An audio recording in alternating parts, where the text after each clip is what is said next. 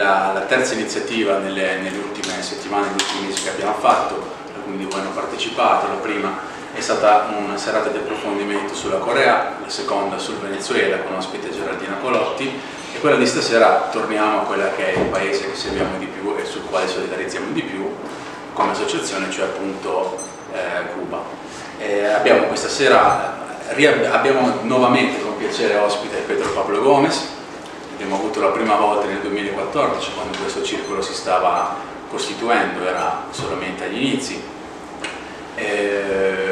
Lo abbiamo questa sera con grande piacere. Chi è Pedro Pablo Gómez? È un compagno cubano di La Habana che da una vita militante, prima da ragazzo nel movimento 26 luglio, quindi ha preso parte direttamente alla rivoluzione cubana, e poi ha avuto una vita proprio come diplomatico in vari paesi, in Spagna, Venezuela, così, e attualmente da alcuni anni è vicepresidente dell'ICAP, Istituto Cubano per l'Amicizia tra i Popoli, organo di solidarietà internazionale fondato dall'allora ministro Ernesto Guevara nel 61. È membro del Partito Comunista Cubano, e questa sera con Pedro appunto abbiamo deciso di voler approfondire quella che è l'argomento a livello politico, diciamo, centrale o di maggiore interesse, cioè che futuro possono avere le relazioni tra Cuba e gli Stati Uniti, a che punto sono congelate, come si possono evolvere, dato che comunque sul piatto ci sono cose importanti. Sono stati presi con l'amministrazione Obama alcuni piccoli accordi riguardanti il turismo, riguardanti la lotta al narcotraffico, la lotta al terrorismo, ma chiaramente ci sono dei temi centrali per i quali Cuba continua giustamente e legittimamente a insistere, quindi la fine del blocco economico, commerciale e finanziario che da decenni dura dagli Stati Uniti verso Cuba, e la restituzione di Guantanamo. E quindi vogliamo chiedere questa sera a Pedro e a Rodolfo, che tradurrà per noi, che è un compagno del circolo di Ravenna, che è il nostro referente a livello regionale per quanto riguarda i nostri progetti di solidarietà, quindi per vari mesi durante l'anno abita a Cuba, e quindi vogliamo appunto chiedere come argomento centrale di questa sera come sono le relazioni e che futuro possono avere, chiaramente dal punto di vista cubano. Purtroppo non abbiamo tantissimo tempo perché hanno molti impegni in questi giorni ufficiali. Domattina molto presto dovranno essere a San Marino, insomma dovranno avere un certo tipo di attività, quindi lasciamo subito la parola a Pedro e finito il suo intervento chiunque voglia potrà alzare la mano e fare qualche domanda. Quindi non rubo altro tempo, lascio la parola a Pedro. Grazie.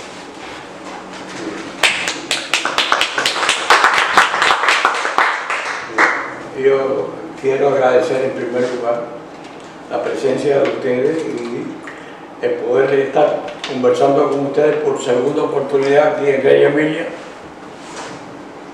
Vorrei ringraziare appunto di essere qui ad ascoltarlo e di avere l'opportunità praticamente per la seconda volta di essere qui. Prima vez intervenciones aquí sobre subversión política ideológica contra Cuba.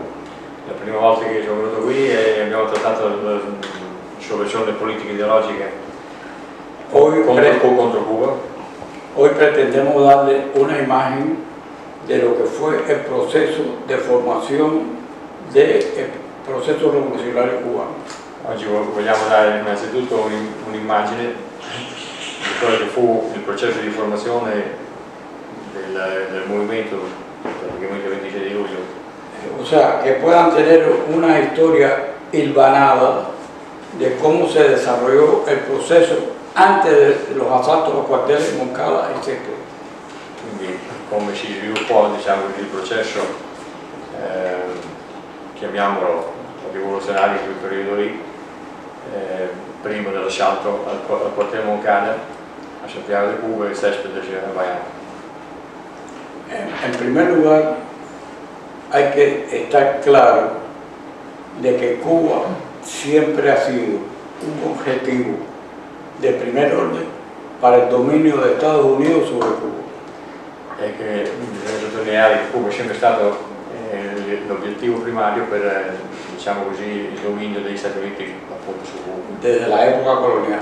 Dall'epoca coloniale. Y posteriori se desarrolló una sociedad de la llamada democracia dentro del sistema capitalista. Quindi poi ci formò appunto dopo alla colonia, diciamo così, alla sostituzione diciamo così, del potere coloniale degli spagnoli a quello americano, lo que se conoce en Cuba como la época republicana, come quello che si conosce in Cuba come l'epoca repubblicana, que duró de 1902 a 1959. che è durata dal 1902 al 1959. Sentite perché io ho il vizio di parlare piano. Se non mi sentite lo dite, cercherò di alzare il tono.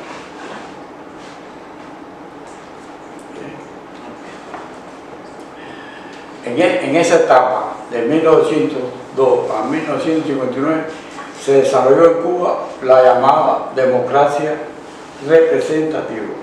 Quindi si sviluppò in questi anni qui, 1902-1959, la cosiddetta democrazia rappresentativa. Múltiples partidos políticos Con molto un multipartitismo y con todas las características similares que se dan dentro del sistema. e con tutte le caratteristiche simili che si danno appunto dentro questo sistema qui.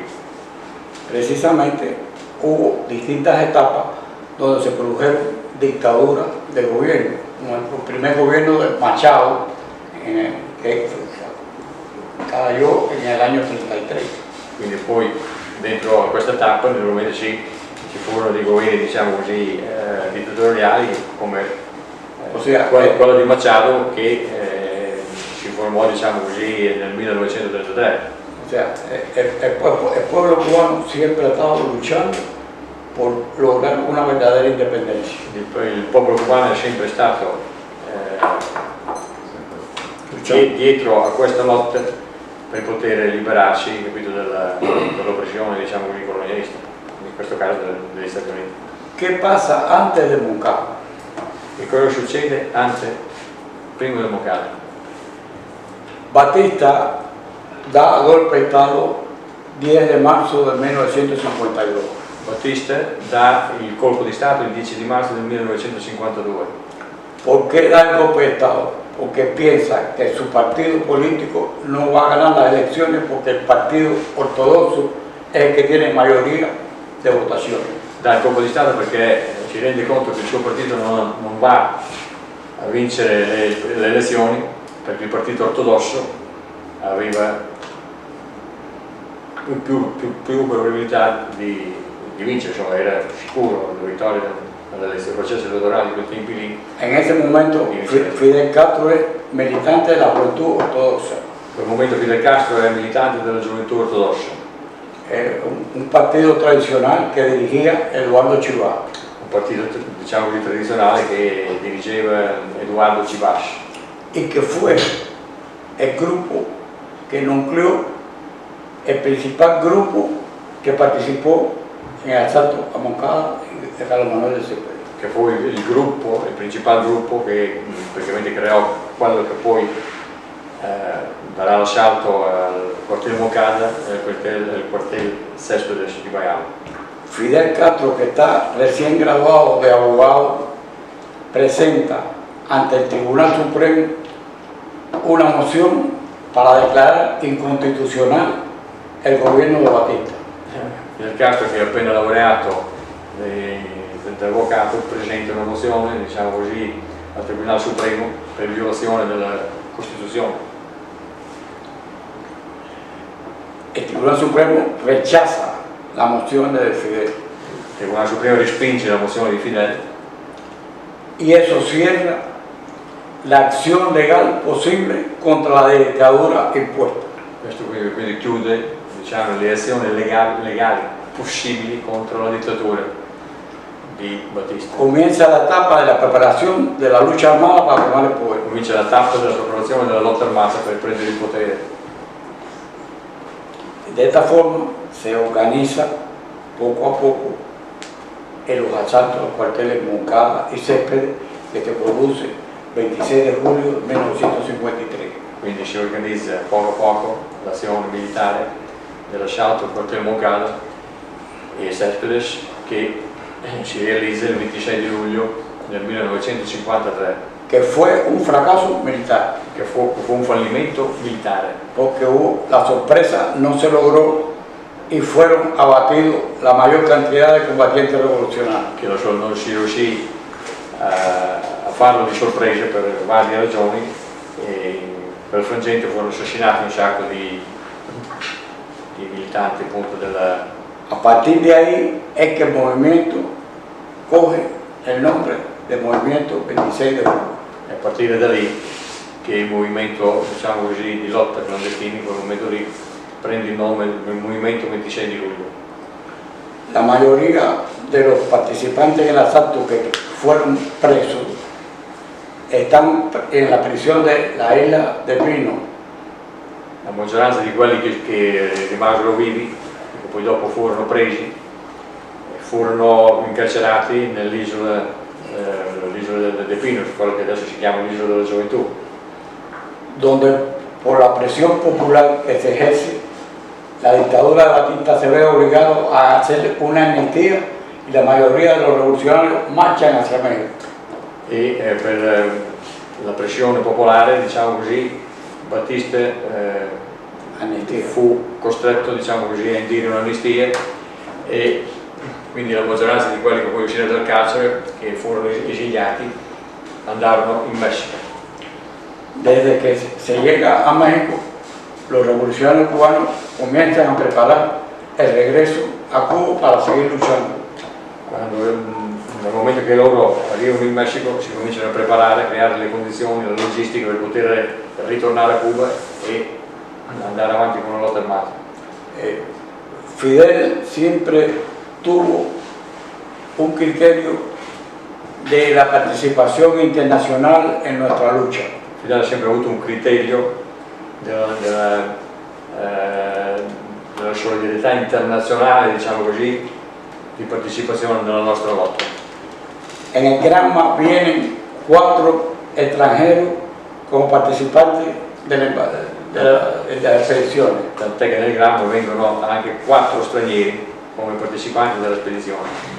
Rafael Jiménez Moya, dominicano. Alfonso Guillén Zelaya, mexicano. Mexicano. Gino Doné, italiano. Y Ernesto Guevara, argentino. Argentino. En esas condiciones se produce el desembarco del Granma con las características propias de ese tipo de cosas, donde el problema del tránsito de Granma de México a Cuba tuvo grandes problemas con tormentas tropicales y se atrasó la llegada. Quindi una delle difficoltà in cui si andò subito incontro fu una tormenta tropicale che ritardò, diciamo così, di un paio di giorni lo sbarco del Granma. La expedición debía llegar 30 de noviembre a Cuba y llegó realmente 2 de diciembre. Che doveva arrivare il 30 di novembre, invece arrivò solo il 2 di dicembre. Precisamente el 30 de noviembre se produce el gran alzamiento en la provincia de Santiago de Cuba para apoyar el desembarco. Perché praticamente era previsto statisticamente di fare una... Dirigido por Frank País. Sì, diretto por Frank País, che era quello della lotta clandestina a Santiago di Cuba, un alzamento, diciamo così, che non so come si dice adesso in italiano, come si dice alzamento, una rivolta, ecco, esatto. Se produce el alzamiento, pero Granma no llega. E il 30 di dicembre perché appunto era previsto l'arrivo del Granma per distogliere, diciamo così, forze dei militari e che il Granma riuscisse a sbarcare senza problemi. Naturalmente venne sedato, diciamo così, la rivolta il 30 di novembre e il Granma arrivò il 2 di dicembre, quindi ebbero tutto quanto il tempo per riorganizzarsi i militari e aspettare una serie, capito, di delazioni. Igualmente en La Habana estaban preparadas acciones del movimiento clandestino que se frustra porque el partido político que había planteado apoyar las acciones no entrega las armas al movimiento revolucionario. Nella Habana che aveva c'erano, capito, già preparate, capito, delle azioni di rivolta e non ci possono fare perché il partito autentico non consegna le armi, diciamo così, a questi rivoluzionari. En esta oportunidad el dirigente estudiantil José Antonio Echevarría era el que había acordado con Fidel realizar las acciones en La Habana. José Antonio Echevarría, il dirigente, capito, che della lotta clandestina in La Habana, aveva accordato con Fidel di appoggiare il disembarco del Granma facendo queste... Pero al no recibir las armas, non ricevendo le armi, no se puede hacer acciones. non si fecero nessuna azione. Por eso es que el asalto al Palacio Presidencial se produce en marzo del 57, 13 de marzo. Per questo è capito che l'assalto al Palazzo Presidenziale, al palazzo dove c'era Batiste, si produce solo il 13 di marzo del 1957. O sea que hay una acción conjunta de la guerrilla que se va desarrollando en la sierra, en la montaña y las acciones dentro de la ciudad. Quindi c'è un'azione, diciamo, congiunta, coordinata tra la guerriglia della montagna e la lotta clandestina nelle città. Ciao. Tutto bene. Siamo ancora vivi. En este proceso se va desarrollando cada vez más el avance de la lucha por lograr la liberación del país. Con queste problematiche si va avanzando il processo per la lotta per liberare il paese. Ya a finales del 1957, comienzo del 58, Fidel ordena a Che y a Camilo iniciar la invasión hacia la provincia occidental. Già al principio del 58 Fidel ordina a Camilo Cienfuegos e al Che di iniziare l'invasione delle province occidentali. Esto se va produciendo hasta llegar al 1 de enero che triunfa la rivoluzione. Questo si va producendo, diciamo così, fino ad arrivare al 1 di gennaio del 1959, che c'è praticamente il trionfo della rivoluzione. En este momento hay una cosa que es bueno definir. Nosotros planteamos que en este momento que triunfa la revolución tiene una característica nacional liberadora. Quindi noi diciamo che in questo momento il trionfo della rivoluzione ha le caratteristiche nazionaliste e libertarie. Están presentes en ese movimiento revolucionario todas las capas sociales del país.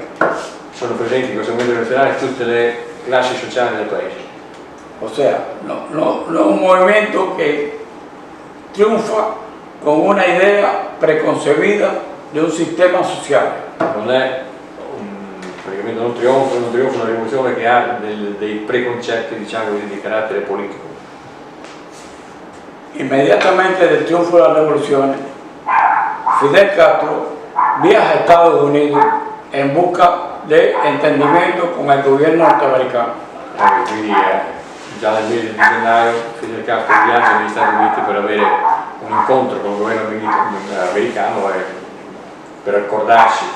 Esto después de la intentona de los sectores militares de intentar tomar el país, lo cual hace que Fidel decrete una huelga general que impide esto. Cioè, questo dopo che praticamente dopo la fuga di Batista del 31 di dicembre del 1958 c'è un tentativo da parte dei militari di prendere in mano la direzione del paese.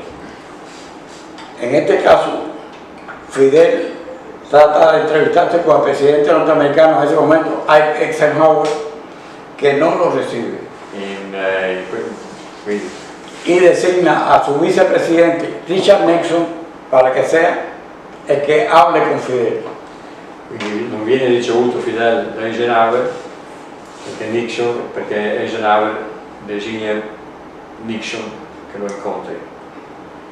Nixon, después que se entrevista con Fidel, le informa a Eisenhower que Fidel Castro es una persona que puede ser problemático y que tiene ideas muy distintas del sistema capitalista. Quindi l'informazione che dà Nixon a Eisenhower è che Fidel Castro è un movimento pericoloso che ha delle idee che non sono in linea con le idee del sistema capitalista. Y se le considera como un elemento peligroso y que debe eliminarse. Quindi si considera un elemento pericoloso che deve essere eliminato fisicamente. A partir de este momento, con independencia de que el gobierno de Estados Unidos mantuvo el apoyo de medios, de armas, de economía al gobierno de Batista, pretenden hacer fuerza para presionar que el gobierno revolucionario acate sus decisiones. Acate sus decisiones, o sea, que cambie, que asuma las posiciones que Estados Unidos quiere. Sì. Quindi c'è diciamo così, una pressione da parte del governo americano che appunto aveva sostenuto Batista militarmente, economicamente fino all'ultimo, a che il nuovo governo rivoluzionario venisse di nuovo sulle linee, diciamo così, delle direttive politiche, diciamo, del governo americano. Ante la posición de Cuba de no aceptar esta imposición, eliminan la cuota azucarera que compraba Estados Unidos a Cuba como medida de presión para que ceda. Ed è in questo frangente che praticamente a non accettare Cuba le orientazioni degli Stati Uniti viene eliminata la quota azucarera, che era pure la quota che loro di zucchero che compravano abbastanza rilevanti a Cuba. La respuesta de Cuba es la intervención de grandes compañías norteamericanas en Cuba.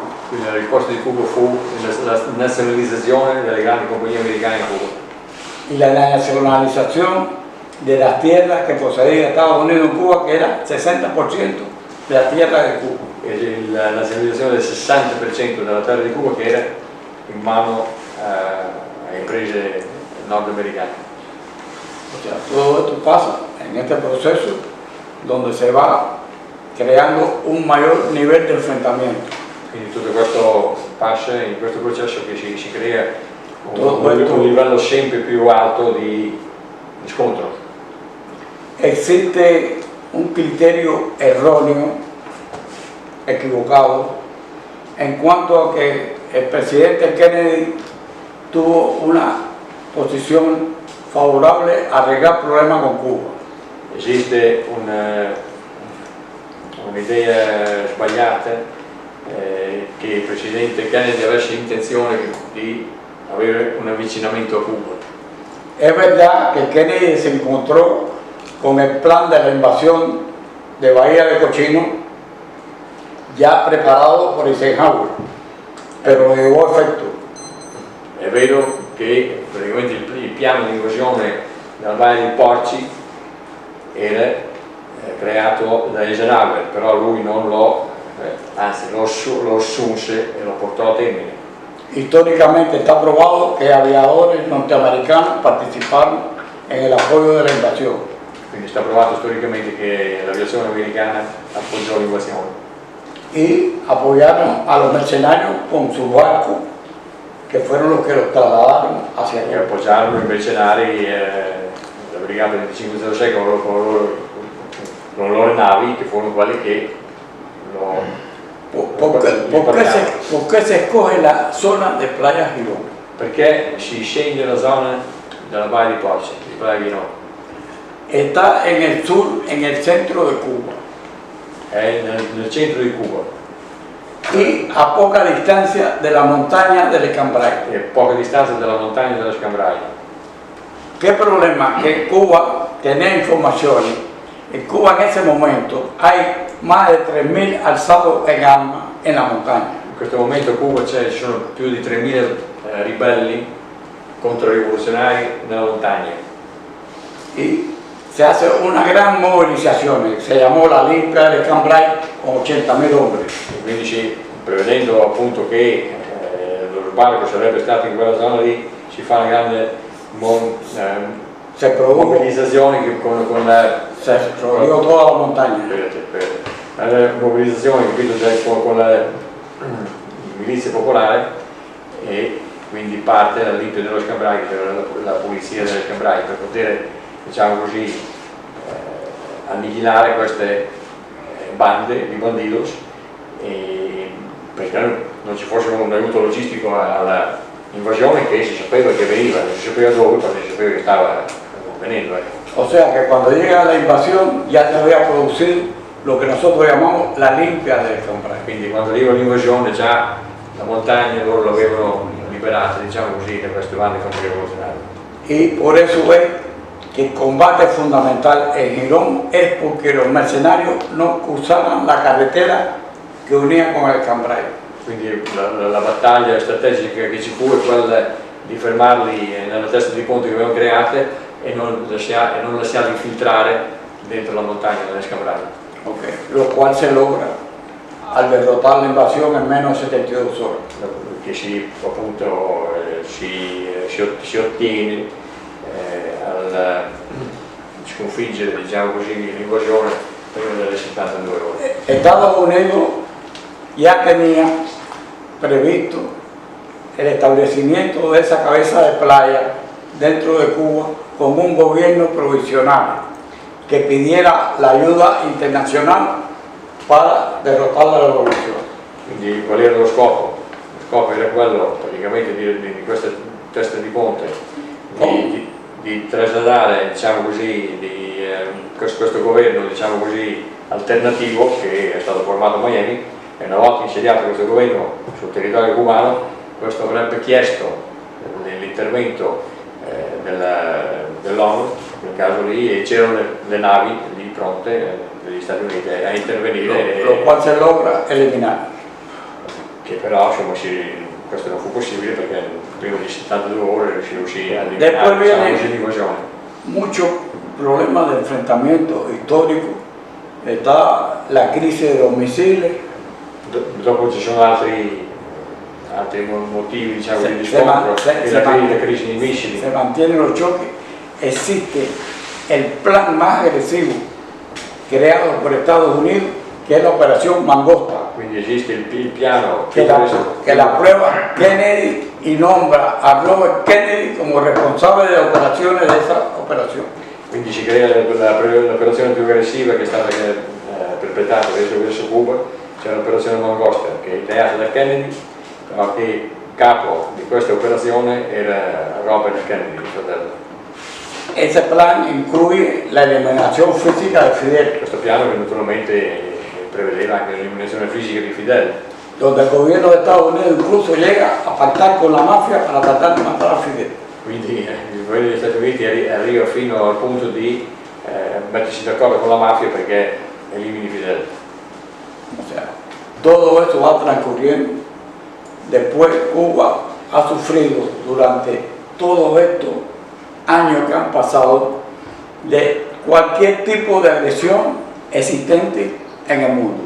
Quindi Cuba dopo ha dovuto... biológica, directa, incendio, muerte de personas, asalto a pescadores, todo tipo de acciones contra Cuba. Inclusión de virus contra el tabaco, contra la caña, contra todo tipo de manifestazioni. Si sono prodotte dopo tutto quello che uno può immaginare, aggressioni, attentati terroristici, virus, batteri nell'agricoltura contro la canna da zucchero, contro il tabacco, guerre biologiche, chimiche, che più ne ha. Enfermedades, el dengue hemorrágico. Il dengue emorragico che a Cuba non esisteva. De todas formas posibles. O sea, Cuba no ha tenido un momento de tranquilidad, de dirección del país. Establece con más de 56 años de establecido y que se mantiene hasta hoy en día. e poi l'embargo, che poi è un blocco che ancora oggi, dopo 57 anni, vivo e vegeto e presente nella realtà cubana. Hay quizá una apreciación errónea en cuanto al papel jugado por Obama en su gobierno. C'è secondo me una appreciazione, una convinzione, diciamo così, erronea di quella che è stata la politica di Obama verso Cuba. Obama tuvo una visión real del fracaso de la política de aislamiento de Estados Unidos a Cuba. Obama ha avuto una visione reale di quello che è stato il fallimento di questa politica che gli Stati Uniti hanno avuto verso Cuba, cioè quella di uscire dai. Pero el fin era el mismo. Però il fine, acabar con la revolución, che perseguiva con otro método. Obama con altro metodo, era lo stesso, cioè con otro método. La parte della rivoluzione. ¿Qué pasa? Que siempre en el campo de las ideas el combate es más difícil. Che succede? Che nel campo delle idee la guerra è ancora più difficile. Lo que hacía más difícil el enfrentamiento con el gobierno de Obama. Quello che faceva più difficile l'enfrentamento con il governo di Obama. Cuba siempre ha tenido una posición de mantener una relación de intercambio con Estados Unidos, con el respeto mutuo de nosotros Estados Unidos y de Estados Unidos a Cuba. Ha sempre mantenuto, diciamo così, una posizione di intercambio mutuo, nel senso che alla pari con gli Stati Uniti. O sea, que se entiende que aún teniendo criterios distintos de desarrollo, podemos tener una relación de personas normales. Pur avendo un criterio diverso, diciamo così, per quanto riguarda le due società, possiamo avere delle relazioni normali. Esa es la política cubana. Questa è la politica cubana. Obama mantuvo una política hostil y fue el gobierno, el presidente de Estados Unidos que más acciones contra la economía cubana tuvo Obama en la historia. Ha sempre mantenuto una politica ostile ed è stata l'amministrazione che più attacchi ha fatto verso, diciamo così, all'economia cubana. Todos conocen la imposición de grandes multas a bancos europeos por negociar con Cuba. Quindi voi conoscete tutte le multe che sono state fatte a banche europee per negoziare con Cuba. Tutte le multe che ha messo Obama alle imprese che tentavano di negoziare con Cuba. È stato il presidente che ha fatto più multe alle imprese straniere che hanno tentato di rompere il bloqueo. Ustedes no tienen una idea de lo que puede ser el bloqueo. Voi non avete sicuramente un'idea di quello che per noi è l'embargo. El bloqueo implica nada más y nada menos que nosotros tengamos que buscar el comercio y la apropiación de cosas necesarias para el país a través de negocios con países lejanos a Cuba. Che noi dobbiamo praticamente trovare una maniera di commerciare e di approvvigionarsi con paesi che sono molto lontani da Cuba. Llámese medicina, llámese alimento, llámese medicina, alimento e più ne hanno. Lo cual es grande dificultad. Más sanciones que impone Estados Unidos a barcos que toquen en Cuba no pueden tocar Estados Unidos. Le sanzioni che praticamente gli Stati Uniti fa agli armatori che toccano Cuba, che dopo per 6 mesi non possono attraccare nei porti americani. O sea, es una guerra no declarada contra un país pequeño. È una guerra non dichiarata con un piccolo paese, por el país más poderoso del mundo. con il paese più poderoso del mondo, Stati Y Uniti. por lo cual, países que siguen la política de Estados Unidos no comercian con Cuba. Per questo motivo i paesi che sono dentro l'area di commercio degli Stati Uniti non possono commerciare con Cuba. Eso en la actualidad, después de la última asamblea en Naciones Unidas, donde la gran mayoría de los países votaron a favor del levantamiento del bloqueo, con solo la atención de Estados Unidos y de Israel. Questo nonostante che tutti i svariati anni, una volta all'anno c'era la votazione appunto dell'ONU contro il bloqueo, gli unici che praticamente hanno sempre votato a favore del bloqueo gli Stati Uniti e Israele. Nell'ultima votazione che è stata fatta addirittura gli Stati Uniti e Israele si sono astenuti, mentre gli altri hanno votato tutti contro. Ha habido una mayor apertura de otros países para comerciar con Cuba. Ci sono state delle aperture di altri paesi per cominciare con noi. Erróneamente se dice que Cuba se abra. Erroneamente si dice che Cuba si apra. El que está bloqueado no es el que tiene que abrirse. Chi sta bloccato come fa ad aprirsi? O sea, nosotros no nos bloqueamos, a nosotros nos bloquean. Nosotros non ci blocchiamo, ci bloccano. Es una realidad. Todo eso tiene que ver con el desarrollo.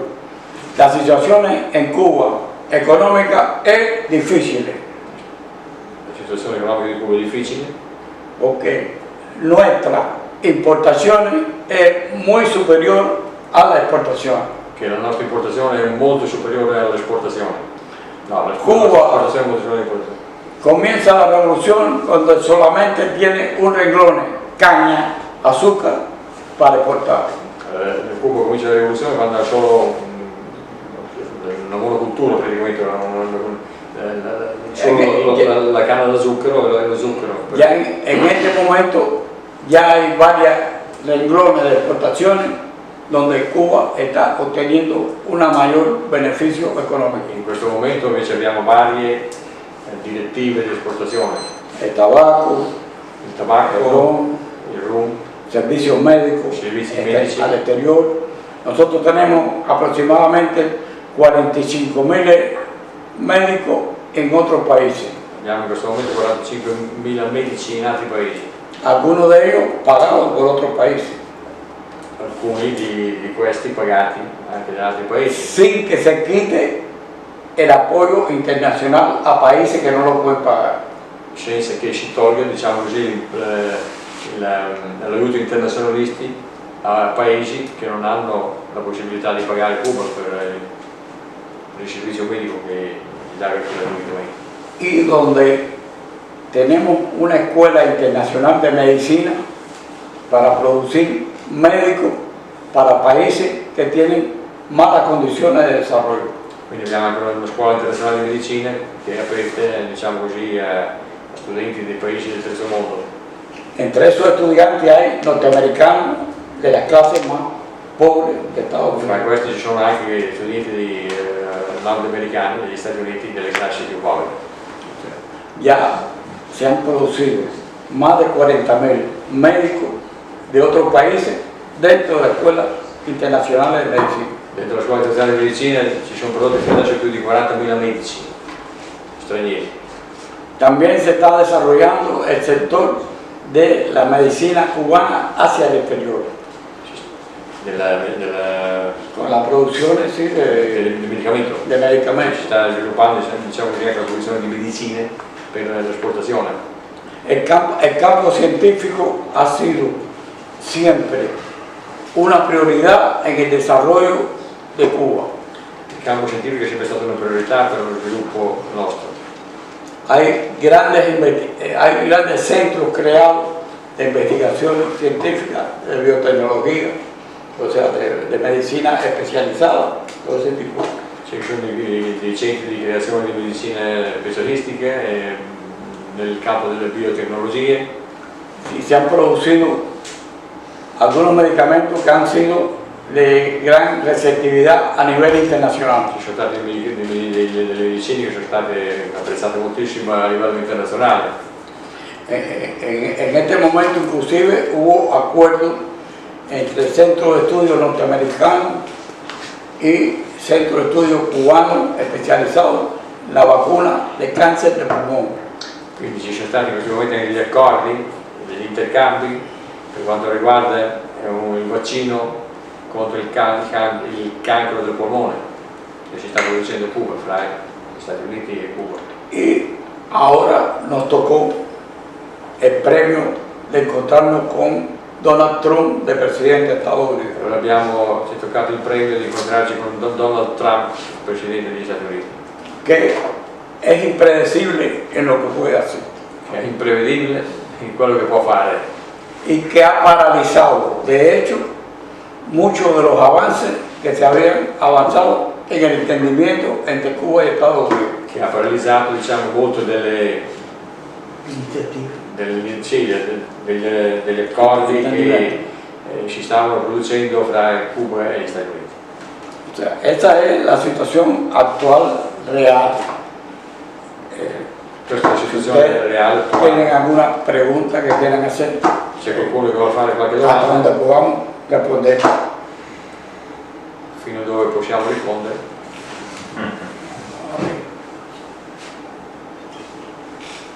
Posso parlare? No.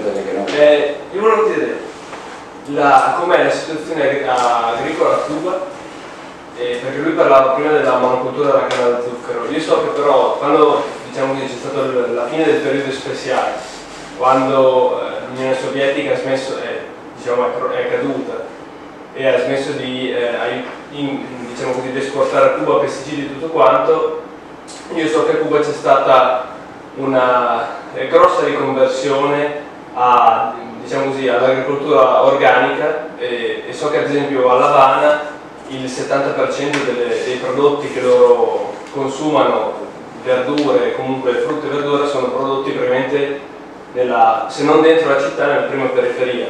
Quindi volevo chiedere com'è la situazione non solo a L'Avana ma in generale a Cuba a livello agricolo e se non c'è il rischio che, diciamo così, con una maggiore interazione con gli Stati Uniti, poi dopo in realtà loro importino a Cuba tutti i prodotti tra virgolette negativi, sempre in questo caso in termini, si potrebbe dire in termini culturali, ma comunque anche in termini agronomici, quindi riportino tutte quelle tra virgolette schifezze che poi esporta la Monsanto e col rischio di contaminare un processo che presumo sia difficile ma che secondo me qualche risultato per lo stia dando, perché comunque a Cuba continuano a mangiare, non sono morti di fame, quindi qualcosa avranno fatto.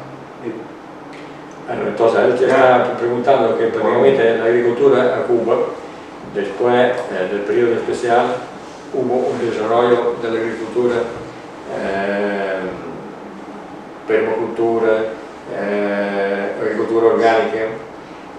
Bueno, debido a eso que la Unión Soviética no entregaba la fumigación, y eso, todo eso. Y él dice que ahora hay un capital bastante grande per lo che tiene a che ver con l'agricoltura urbana, che è pur sempre un'agricoltura che non è un'agricoltura che haga mucha fumigación, mucha química, y si la relación con los Estados Unidos puede llevar a introducir en Cuba alimento agricolo che tiene una caratteristica grave che no es un secreto que después de desapariciones del campo socialista europeo, 1991, Cuba sufrió grandes depresiones económicas. El 85% del negocio era el campo socialista. L'85% degli intercambi, diciamo così, erano economici, erano allora come il campo socialista, quindi non è eso obliga, per nessuno, che è stato veramente una cosa pesante. Obliga a desarrollar nueva política. Questo ci ha obbligato a sviluppare una nuova politica. Buscar más producciones internas. Cioè cercare di elevare la produzione interna. Que es el campo agrícola, pero en otros campos también. Che è nel campo agricolo, però anche in altri campi. El campo también. Y todo el mundo pensó Cuba desaparece. Cuba, gobierno revolucionario, desaparece después de esto. Tutti quanti pensarono che Cuba, cioè il sistema rivoluzionario cubano, sarebbe caduto. Ahí surgió la etapa de comenzar mayores producciones agrícolas de tipo cooperativo y agricultura dentro de las ciudades. Lì che cominciò praticamente la tappa, diciamo così, di produrre dentro le città e dell'istituzione di molte cooperative. Todo este proceso para supervivir es lo que se llamó periodo especial. Tutto questo processo per sopravvivere è quello che poi si chiamò periodo speciale. Es hasta el año 95 que se aprueba la circulación de la moneda extranjera, o sea, el dólar, la euro, etc. Quindi è lì, dentro questo periodo, diciamo così, questo processo che praticamente si autorizza nel 95 la circolazione del dollaro, della moneta convertibile delle due monete. Se crea una moneda de cambio intermedia, que es lo que se llama en Cuba el CUC. Si creano una moneta di cambio intermedia che Cuban Convertible Money. quello che si chiamano, quello che chiamano a Cuba il CUC, il CUC. Que tiene una diferencia con la moneda nacional. Che tiene una differenza da 1,24 con la moneta nazionale. Lógicamente, esto crea grandes problemas Questo ci crea dei grossi problemi. entre la persona que tiene acceso directo a ese peso convertible y el que gana en peso cubano. Quelli che hanno accesso al peso convertibile e quelli invece che non hanno accesso, che guadagnano in moneta nazionale. Entonces, todo esto es una gran lucha por mantener el país. Tiene que ver con agricultura, tiene que ver con comercio, tiene que ver con cuenta propia, tiene que ver con todas las medidas que tiene que tomar el país para supervivir. Questo non ha a che vedere solo con l'agricoltura, ma ha a che vedere anche con il commercio, con l'istituzione della cuenta propria e tutte quelle misure che abbiamo dovuto mettere in essere per poter sopravvivere. Muchas personas en el extranjero especulan si el sistema económico cubano es chino, es ruso, es vietnamita, nosotros decimos que es cubano. Tutti quanti nel mondo speculano sul fatto, capito, che il nostro sistema, se è cinese, se è russo, noi diciamo che il nostro sistema è cubano. Donde vamos a tener que hacer todas las reformas que sean necesarias para mantenernos vivos. Dove dobbiamo fare tutte le riforme necessarie per poter sopravvivere. Son fórmulas. Ahí va todo lo que tú decías. O sea, está entendido dentro de todo el nuevo proceso de desarrollo del país. ¿Entendés? ¿Ok? Otra pregunta. Cioè il libro in questo momento qui No, è stato messo da parte. Cioè, non serve l'economia, se non serve l'economia non serve neanche la rivoluzione. Lo que podemos decirle a ustedes es que el pueblo cubano siempre ha sido un pueblo que ha luchado por su libertad y su independencia. Che quello che possiamo dirvi è che il popolo cubano ha sempre lottato per la sua libertà e per la sua indipendenza. Y vamos a seguir desarrollando nuestro país con Estados Unidos o sin Estados Unidos. Andiamo avanti con questo nostro sistema con gli Stati Uniti o senza gli Stati Uniti? Con Estados Unidos, mejor. Con gli Stati Uniti, il popolo americano. Pero si no viene Estados Unidos, con el resto del mundo. Se non vengono gli Stati Uniti, con il resto del mondo. El problema para ustedes es que todo el mundo, empezando en los Estados Unidos, siempre piensa que tiene que hacer Cuba para mejorar, pero son ellos que quieren decidir y los cubanos, según ellos, no podrían. No, perché dice che sta che todo il mondo dice che Cuba tiene que abrirse, Todo el mundo está preocupado por Cuba y no escuchan a los cubanos. Los bloqueados somos nosotros. Exacto. Yo no me tengo que abrir. Así que todo el mundo es preocupado por Cuba, ma vogliono... No, scusa, tutto il mondo ha sempre Cuba in testa, perché Cuba faccia quello che il resto del mondo, a partire dagli Stati Uniti, vogliono che faccia. I cubani dovrebbero stare lì a fare quello che dicono gli altri. E invece a Cuba sono più padroni loro del loro paese di noi. Ustedes los cubanos son dueños de su país, más de lo que somos nosotros en Italia. Claro. Siamo noi gli schiavi del fondo monetario, degli Stati Uniti, eccetera. Loro, se una cosa è buona l'accettano, se no sono loro che decidono. Hay una cosa, nosotros no tenemos ningún interés de estar bloqueados. No. Esa es una de las banderas. Cuba, hay otra teoría de que Cuba no ha hecho concesiones a Estados Unidos para mantener relaciones. Cuba no tiene base dentro de Estados Unidos. Cuba no bloquea a Estados Unidos. Cuba quiere mantener relaciones normales con Estados Unidos. El que no quiere tener relaciones, el que no deja a sus ciudadanos viajar a Cuba es Estados Unidos. Entonces, ¿qué concesión yo tengo que Cuba hacer? non ha mai organizzato atti terroristici contro gli Stati Uniti. El que le toca jugar, que juegue. Traduco, avete capito? No, produce. No, lui dice che perché noi, in fin dei conti, non abbiamo basi negli Stati Uniti, non abbiamo bloccato gli Stati Uniti, siamo disposti a fare tutto quello che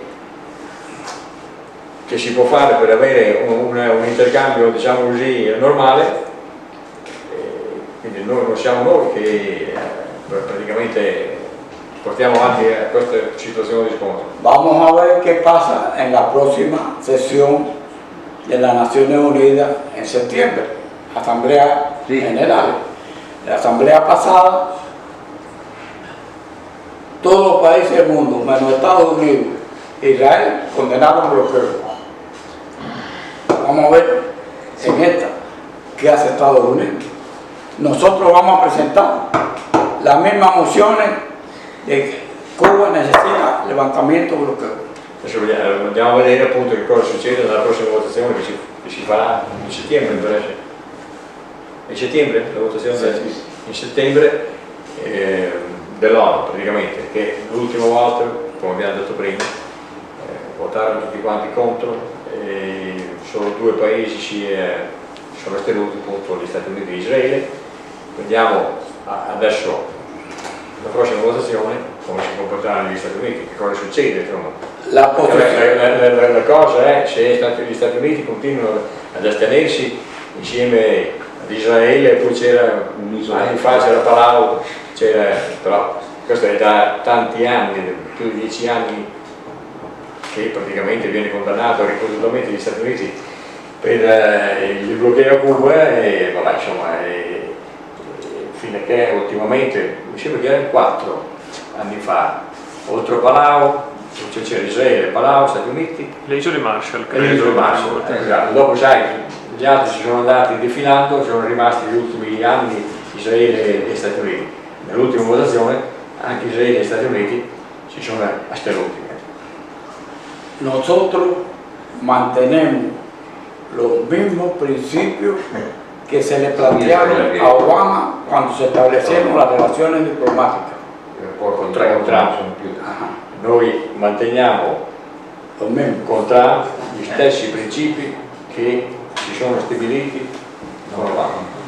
Numero 1, levantamiento incondizionale del bloqueo. Numero 1, togliere incondizionalmente il bloqueo. Numero 2, entrega della base naval norteamericana en territorio Guantánamo. Quindi la riconsegna del territorio di Guantánamo. Tercero, cese de actividades subversivas contra nuestro país. Cessare immediatamente le attività sovversive contro il nostro paese. Y cuarto, en disposiciones de Cuba de indemnizar a Estados Unidos por las propiedades que fueron confiscadas por el gobierno revolucionario. E quindi la quarta è quella di indennizzare gli Stati Uniti per le proprietà che avevano a Cuba quando appunto. Desde luego, a cambio de que Estados Unidos indemnice a Cuba por el resultado del bloqueo y de las agresiones y muertes que ha ocasionado Cuba. Naturalmente gli Stati Uniti dovranno indennizzare Cuba per i danni fatti dall'embargo e tutte le azioni terroristiche che sono state perpetrate e praticamente provate contro Cuba. Cioè, el juego está en ese terreno. Il gioco si gioca su queste quattro. Scusa, ma io penso una cosa. Io personalmente rivendico, e penso che sia corretto se uno è ancora un comunista, rivendicare tutta la storia del comunismo. Io la rivendico tutta. L'Unione Sovietica, quando c'era l'Unione Sovietica abbiamo sconfitto tutto il colonialismo in Africa, abbiamo sconfitto il nazismo con 20 milioni di morti, il fascismo, e abbiamo permesso a tutto il pianeta di conquistare i diritti sociali perché c'erano dei rapporti di forza ben precisi. Cuba va rivendicato per tutta la storia di Cuba. Tutta l'America Latina si è liberata e ha avuto un processo di ribellione in tutta l'America Latina, in merito al processo cubano, la presenza cubana in America Latina, soprattutto dei personaggi Che Guevara, eccetera, eccetera. Quindi è stato un processo grandissimo la presenza di Cuba. Detto questo, non significa non mettere in discussione i limiti del tipo di comunismo che è stato applicato, perché il comunismo che è stato applicato finora è stato un comunismo partitico, non di partecipazione, perché anche Cuba mi risulta che c'è un malcontento della gente. Non è vero che ci sia tutto bello a Cuba. Cuba c'è un malcontento della gente che non partecipava. Io conosco dei cubani qua che vengono da là, eccetera, eccetera, e mi dicono come stavano le cose. Allora il problema vero attualmente è molto pericoloso perché non ci sono più i rapporti di forza. Poi le abitazioni, tutti gli abitanti che sono nati sotto a quei tipi di comunismo lì, che c'erano delle cose importantissime, la sanità garantita, la scuola garantita, il lavoro garantito, ma non c'era, diciamo così, purtroppo, dico purtroppo non per me che non va bene a me, anzi, il consumismo. La gente è totalmente affascinata dal capitalismo consumistico, tant'è vero che i cinesi l'hanno capito molto prima. Hanno sviluppato un capitalismo interno per sviluppare questa roba qua. Quando qua dei comunisti andavano nell'Unione Sovietica con delle calze di cosa, come si chiamano le calze, che là non ci avevano, per andare a letto con una donna, c'erano queste robe qua. Questa è una battuta cattiva, però c'era un livello che la gente ha bisogno di.